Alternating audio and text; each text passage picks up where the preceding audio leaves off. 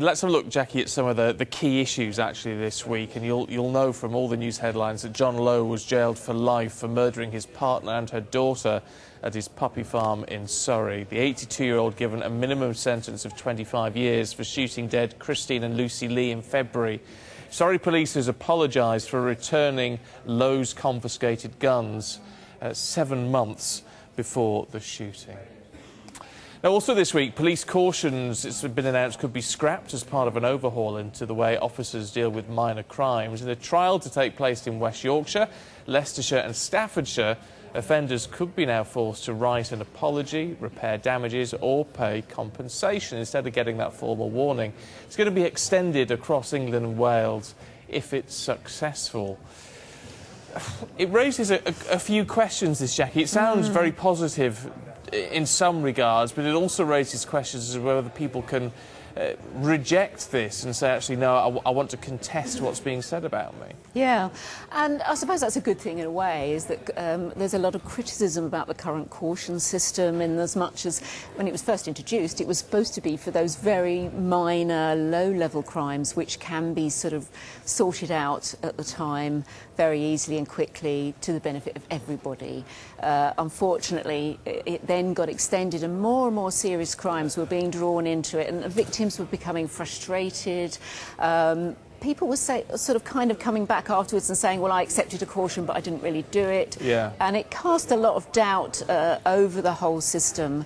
What Chris Grayling's bringing in now we're trying to bring in, and we're trialling in 3 forces, is this 2-tier system so that you can suspend a prosecution. Now, I have concerns about that, purely from the victim's point of view, if nothing else, is the fact that they think, well, in the future, I may still have to give evidence about this. And that casts a doubt in their mind, thinking, is this ever going to go away? So that's a worry for me. But on the surface, it looks quite a good thing. It's streamlining and trying to make it much more effective for community-based... and is there a sense of reparatory justice in this, if apologies are going to be made, for example? Yeah. I mean, we looked at restorative justice recently, and, it's proving so successful that they're looking at bringing it in much more widely on these low-level crimes, looking at community-based resolutions to these issues, because a lot of them are disputes, maybe, that can be resolved at low level and not brought out, perhaps out of proportion by the police being brought in. Interesting. Keep your thoughts coming through on that. We'll look through them throughout the week. We're both on Twitter, as you know. Now, for the first time, 4 police forces in South East England are working together to tackle burglaries. Kent, Surrey, Sussex and Thames Valley Police.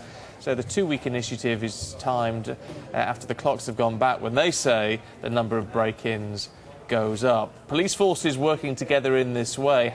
Do we know how that's going to work? Well, there's because of the austerity of cuts, forces are having to utilise each other's resources much more than they ever did before, and the boundaries are becoming much greyer than the black and white. The road is yours, this side's ours, and to see this number of forces working together on an initiative is unprecedented, and to get them to talk to each other and agree is quite a big feat as well. But it's actually could prove really effective, and it is, the statistics tell us that burglary does go up 3 or 4% in that time after the clocks go back. Evenings are getting darker, or afternoons even, it's dark 4 in the afternoon getting towards Christmas. So, and that shadow of darkness does give burglars a much better opportunity to sort of break into houses while people are still at work.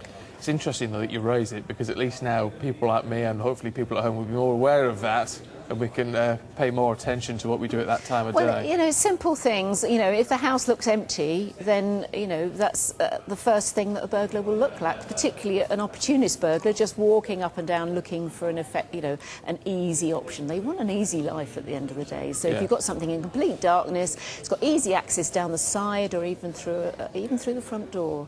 So many of them do that. So it's just a question of perhaps looking at your house and saying, where are the weak points at that particular time of day?